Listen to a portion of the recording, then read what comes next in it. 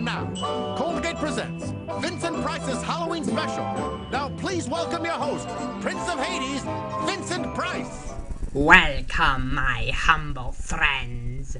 'Tis I, the corpse of Vincent Price. And as I do every Hallows Eve, I have risen from the dead. Yes, Halloween is a time of fun and frights. Some people choose to go trick-or-treating on this evening. Others choose to go to parties. But for me personally, I like to watch horror movies. Horror is a fun genre to watch because, let's face it, everyone likes to be scared once in a while. And no better horror films were made than in the 1930s, with such classic stories as Frankenstein and Dracula being brought to the screen. Today, horror films are nowhere near as good as they were before. That is because people have focused more on scaring people than actually telling good stories. But if there is one man who has managed to keep the spirit of the classic horror genre alive in today's culture, it is none other than my good buddy, Tim Burton. Tim Burton holds a special place in my once-beating heart. Not only did he give me one of my final film roles in Edward Scissorhands, but he has done what few others dare do: bring the horror genre to the world of children's animation. Oh, you didn't think that cartoons could be scary now, did you? Well then, you're really ignorant. Go back and watch some of those old horror movies. They're a lot scarier than you remember. Anyway, considering that Halloween is upon us, I decided to dedicate this Halloween special to Tim, as we celebrate his success of merging the worlds of animation and horror into perfect harmony. Yes, I saw Frankenweenie, and I will discuss my thoughts on the film. But that, my friends, will come later. Let us begin this Halloween special at the very beginning.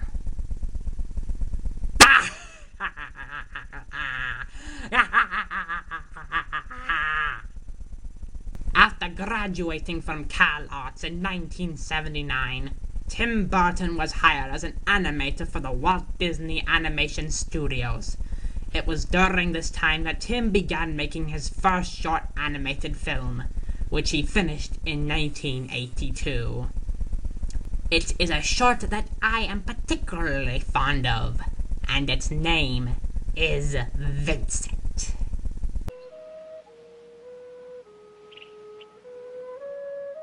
Even though the short only lasts for a good 6 minutes, it perfectly embodies all of the elements that make a classic Tim Burton imagery. Dark colors, scary imagery, etc. It revolves around a young boy named Vincent Malloy, who has an obsession with Edgar Allan Poe stories and sees himself as none other than Vincent Price. Yes, that is me. Thank you for noticing. In fact, this was how Tim and I first met, as I was the one doing the narration in the film. Let us take a look at some of it, shall we? He likes to experiment on his dog, Abercrombie, in the hopes of creating a horrible zombie. So he and his horrible zombie dog could go searching for victims in the London fog. Oh yes, my narration is spectacular, you see. How can my subtle rhyming not fill you with glee? Yes, it's always good fun to give a good rhyme. But we must move on now. Did you look at the time? After Vincent was shown at several film festivals and even won a few awards in the process, Tim Burton began working on another short film which also had a horror theme. Even though the short is not animated itself, I do feel a need to talk about it, and you will understand why when I reveal its name. Frankenweenie. Yes, my friends, Before becoming a full-length stop-motion animated film, Frankenweenie was a live-action short subject. It revolved around a young Victor Frankenstein and his little dog Sparky. When poor Sparky is hit by a car, Victor uses the power of lightning to bring the dog back to life. As a result of Victor's success, Sparky is once again full of life. But when the rest of the town finds out, they are not too pleased. Sounds interesting, doesn't it? Well, unfortunately, Disney was not too happy about it. Tim Burton was in hot water with the Disney Studios for supposedly wasting funds on the film, and because of the belief that the film was too scary for children, and he was fired as a result. You know what's ironic about the situation? Guess who's distributing the remake?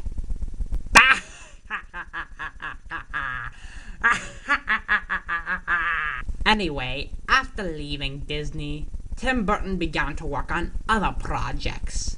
Batman, Beetlejuice, my final film, Edward Scissorhands. It wasn't until 1993 when he returned to the animated horror film world and began working on what is widely considered to be his crowning achievement, The Nightmare Before Christmas. For the very few of you who have never seen this movie, it tells the story of Jack Skellington, the ruler of a town where Halloween is constantly celebrated.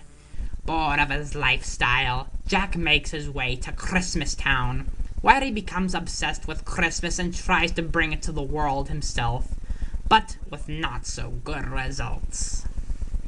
The film was inspired by a poem written by Tim while he was still working as a Disney animator. Originally intending on making the film a short or a television special, Disney, who owned the rights, decided to have him make it into a full-length film.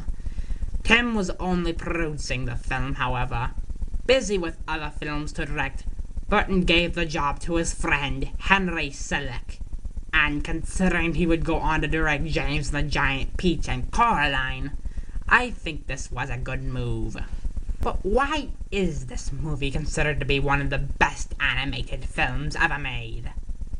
A better question would be, why isn't it? To this day, the film remains a classic, watched constantly throughout the Halloween and Christmas seasons, and frankly, it deserves such treatment. The film combines everything that a good film needs: dazzling visuals, enjoyable characters, and let us not forget the wonderful songs courtesy of Danny Elfman. Yes, the film was a huge success, and its legacy continues today, whether it be through Halloween theme park rides or 3D re-releases. Despite the success of the film, however, Burton would not make another film like it in 12 years, as he was too busy working on other projects. But when his next animated film was released to the public, it was pretty apparent that he had not lost his touch, earning Tim his first Academy Award. That movie is Corpse Bride. Yes, some of you might remember my review of the film last year, and my opinion still holds up. Although not quite as good as Nightmare, the film is still a lot of fun to watch. It revolves around a young man named Victor Van Dort, who through a series of mishaps ends up marrying a dead woman. I know that sounds like the creepiest thing you've ever heard of, but trust me, there are a lot worse out there. Ugh, get that away from me, please! Anyway, despite the unusual premise, Corpse Bride is still a good movie. Although they aren't quite as strong, the elements that made Nightmare a great movie are present. Stunning animation, good storytelling, and great performances from main actors Johnny Depp and Helena Bonham Carter. You can easily tell they're putting a lot of effort into their roles, and they make the chemistry between the two characters all the more believable. I know a lot of people criticize Burton for constantly putting these actors into the same movies over and over, But personally, I support the decision. It's pretty clear that the three work together rather well, and if something is not broken, then why bother to fix it? Corpse Bride opened to modest box office success and a generally positive critical response, which resulted in Tim Burton earning his first Oscar nomination, earning the nomination in the Best Animated Film category. Although it lose to another stop-motion horror film, it still deserves its likability. It may not be one of Tim Burton's best films, but it's far from being his worst. Tim Burton's Corpse Bride. This is gonna be good. Alright then. 'Tis the moment you've been waiting for. 'Tis time for the final portion of the special. 'Tis time for me to discuss Tim Burton's latest achievement in animation horror. This is Frankenweenie! I may be a dead man, but that doesn't mean I wasn't hyped to see this movie. As an icon of classic horror films, when I first saw the trailer to this movie, I knew I had to go see it. And does the movie hold up as well as advertised? Yes! The film retains much of the plot of the original short film, only adding more story elements and characters. All of it works to the movie's advantage, and it makes Frankenweenie not only one of the best, if not the best films of the year 2012. Where do I even begin? First of all, the movie is displayed in the form of a classic 1930s horror film, shot in black and white and embodying several elements to said genre of films. It works so well in this movie, developing the dark and disturbing atmosphere of the film and paying homage to the several films that Tim Burton admired so dearly. Second, the story is told brilliantly. It understands what it's trying to be and handles its plot elements well. When it's trying to be funny, it can be funny. When it's trying to be emotional, it can be emotional. And not once does it overdo it. The film gets more engaging as it progresses, and the climactic third act is perfectly executed. I won't spoil much, but let me just say it's one great surprise after the other. But what really stands out in this movie is its cast of characters. The main characters themselves are pretty good. Victor is generally likable and sympathetic, and the relationship between him and his dog Sparky, who is also really enjoyable, works perfectly. But the supporting cast is what takes the cake. Whether it's like the pale white weird girl or the punchback Edgar, each supporting character has a little bit of likability and personality. Not to mention, I'm in the movie. Victor's science teacher bears an odd resemblance to me. Oh, Tim, you do not disappoint. But you know what is disappointing? The fact that nobody went to see this movie! I'm not kidding. The box office total so far have been incredibly painful.